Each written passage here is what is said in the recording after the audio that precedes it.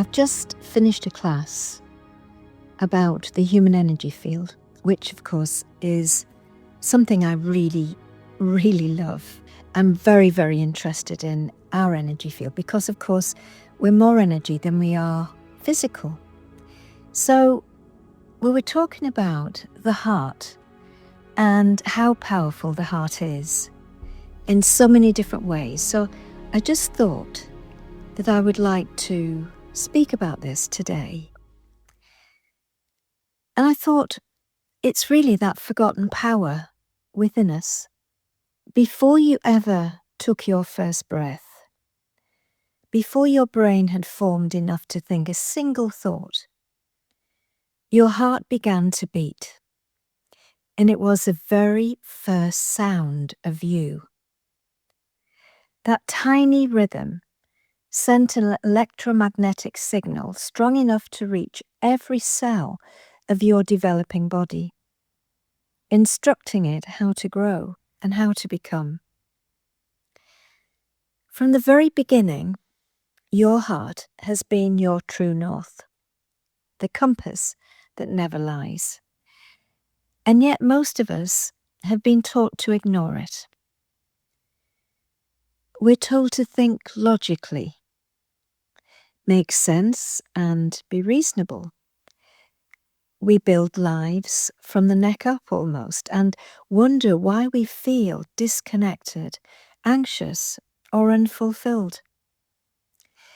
Today I want to invite you back into that sacred center of knowing. Not the sentimental heart we write about in love songs, but the energetic and intelligent heart. The one whose electromagnetic field radiates several feet beyond your body, whose signals regulate your brain, and whose quiet truth will always guide you home. So wherever you are, walking, driving, or simply listening, let's open up that conversation between your mind and your heart. Because when the two align, you become coherent. And coherence is where peace, intuition, and authentic living begin. Now, there is a science behind the energy of the heart and coherence and communication. So let's start with what we can measure. The HeartMath Institute has spent decades studying the electrical and magnetic activity of the human heart, and they discovered that the electromagnetic field produced by the heart is about 60 times stronger than the one produced about the brain. Now, that is crazy, isn't it? Because nearly everybody would say that the brain has the biggest electromagnetic output, but actually it's not. The heart can be detected several feet outside the body, which means you are literally broadcasting your emotional state into the world. Every beat of your heart carries information, patterns of rhythm, variability, and frequency that tells your nervous system how to respond. When you're calm, grateful, or loving, your heartbeat forms smooth, harmonious waves. Your breathing slows, your brain waves sync with that rhythm. Your immune system strengthens, your hormones balance, and your intuitive becomes clearer. This is called heart coherence. But when you're stressed or fearful or resentful, the heart rhythm becomes jagged, incoherent.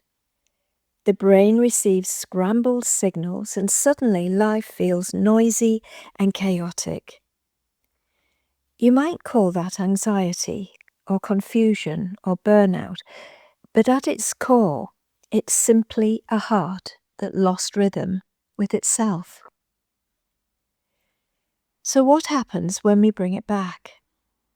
When we breathe with awareness, feel gratitude, and consciously choose love, The electromagnetic field of the heart literally recognizes.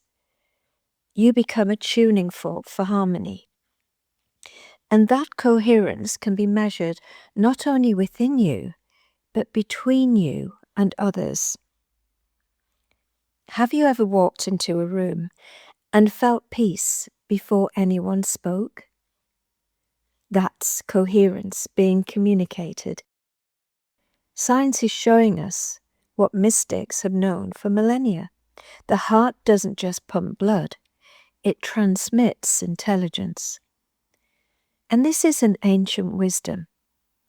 And the heart crosses cultures long before electrodes and magnetic sensors. Ancient peoples, understood the heart as sacred. I've just been referencing, and this is what I found out. In ancient Egypt, when a person died, their heart was weighed against a feather to determine purity of their soul.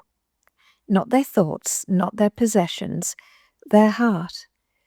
And if it was light, they entered eternal life. And in the Celtic tradition, of which I'm really interested, the heart was seen as a bridge between the earthly and the divine, the meeting place of spirit and matter. It was through the heart that one communed with the unseen world, that intuition and truth arose. In the East, yogic philosophy locates the heart chakra, the center of unconditional love, the space where dualities dissolve.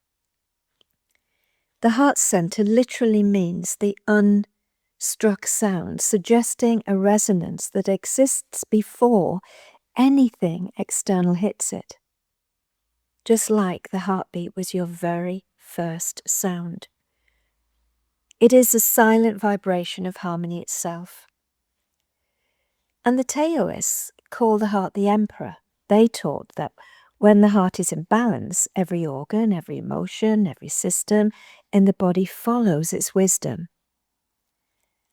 Across time, language, and culture, humanity has always agreed the heart is not an accessory. It is a seat of consciousness.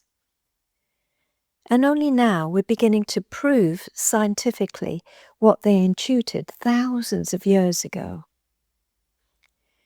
So what went wrong? Why did we begin to live from the head? Why did we split the head from the heart? How did we become so dislocated from this inner compass? Partly, it's our education. We're trained to analyse, compare, and predict, aren't we? Our culture rewards intellect and control, not feeling and flow. Somewhere along the line, we began to confuse thinking with knowing. Psychologically, we built walls around the heart to survive. A child who feels rejection learns to close that center to avoid pain, and then we take it on. As an adult chasing success learns to override intuition in favor of security. We become brilliant thinkers, but poor feelers. And spiritually, that's the beginning of separation. The illusion that we are isolated minds navigating a hostile world rather than hearts connected to a living field. Doesn't that sound wonderful? Living from the head can look impressive, achievement, logic, mastery, but it often comes with an emptiness. A sense that despite doing everything right, something essential is missing. That missing jigsaw piece, that missing piece is authenticity. Because authenticity doesn't come from rational planning, it comes from alignment. It's a quiet confidence of being congruent when your words and your actions and energies all sing on the same note. You can only access that through the heart. The brain calculates safety, yes, but the heart recognizes truth, and the truth will often feel risky, but it will always, always feel alive. So maybe we should start that reconnection, listening to the language of the heart, because the heart speaks, but not in words. Its language is sensation, resonance, expansion, contraction, and you can feel it in your body before you understand it in your mind, can't you? Think of a moment when something felt off, even though you couldn't explain why. That tightening in the chest, that subtle withdrawal, that was your heart's signal. Or recall a time when you met someone and instantly relaxed, like you'd known them forever. It's almost like you become larger than life, don't you? That warmth was coherence, recognizing coherence. The heart's electromagnetic field is sensitive to emotion. Every feeling you allow, every feeling of joy, compassion, grief, modulates that field and influences what you attract. It's actually physics. When you act from authenticity, your field stabilizes. People sense your clarity, animals trust you, opportunities align with your vibration. It's resonance. Just like a tuning fork vibrating at the same frequency, life meets you at the level you emit. But this isn't about forcing positivity or pretending everything's fine. It has to be about authenticity. It has to be about honesty, being real with what you feel, letting the energy of truth move through you instead of suppressing it. When you deny emotions, it stagnates. When you feel it with compassion, it transforms. So if you listen to the heart, pause before reacting. Maybe place your hand on your heart and say to yourself, what feels true? Not what's convenient, not what's expected. What feels true? What feels open, spacious, alive? Because that yes in your body, that big, huge yes, if it feels tight or heavy, it's a no. So we need to trust it, and over time, these signals become clearer. We have lost these signals, that huge yes, our intuitive telling us, our heart telling us, when we feel larger than life, or that heavy feeling that is a no. Once that becomes clearer, you'll notice your life moving with you, not against you. Synchronicities, ease, peace, these are the echoes of coherence. So how do we bring this together, living as a heart-led being? How do we stay in that state amid deadlines and bills and human messiness? We all have it, don't we? Especially now. By building small moments of reconnection, first of all, the breath. The breath is the first bridge. Slow, rhythmic breathing calms the vagus nerve and restores heart coherence. Try inhaling for 5 seconds and exhaling for 5. I'm sure you've heard that one. And within a minute, your body begins to remember its natural rhythm. Another huge one is gratitude. When we recall a moment of genuine appreciation and gratitude, it's almost like that laughter of a child within or a friend's kindness. The heart rhythm shifts instantly into harmony. And we have oxytocin, of course, and dopamine flood into your system, opening emotional safety. And that's not new age wishful thinking. That's actually neurochemistry, and we can prove that. Compassion expands the field. When you silently bless others, even strangers, amazingly, your electromagnetic signature strengthens and it pushes itself out. It's as if your personal Wi-Fi signal upgrades to a higher frequency. Another one, truth-telling. Truth-telling keeps the channel clean because every lie, even a small white lie, creates incoherence. And when you speak your truth with kindness, your heart relaxes and people feel it. And then the next one I think is a real biggie. It's stillness, sitting in the stillness sometimes, spending time each day in silence, even just for a few minutes. In stillness, the static of thoughts fades away and the signal of the heart grows louder. And that's where intuition lives. Living as a heart-led doesn't mean that you abandon intellect or logic. It means you let them serve the heart rather than rule it. And the mind is a brilliant instrument. Of course it is, but the heart is a conductor, and we must start to understand that. When the two work together, life becomes a symphony instead of a noise or a cacophony of just chaos. So use your heart as a compass. Let's go back where we began, the very first heartbeat. That tiny pulse that began before you ever opened your eyes has never stopped. It carries you through every joy, every heartbreak, every miracle, and one day it will beat its last, closing the same circle it began.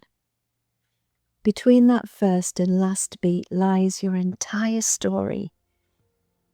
So the question is, will you live it from fear or from love? When you live from love, you change not only yourself, but your field around you. Your calm presence steadies others. Your authenticity invites others. Your coherence becomes contagious, like a huge smile. So as you move through your day, remember, you're not just a mind housed in a body. You are an electromagnetic masterpiece of feeling and light, and every heartbeat is a broadcast. And ask yourself, what am I transmitting today? If it's love, even quietly, even just in your thoughts, you are already healing the world. So take one slow breath now, feel that rhythm in your chest, and give the silent thanks. Because your heart, this intelligent, luminous organ, is a bridge between the visible and the invisible. It's both your compass and your home. And when you follow it, you'll never truly be lost. As a special treat, stay tuned for the next episode. A beautiful guided meditation on opening up the heart center to love. That's episode 9 coming right up.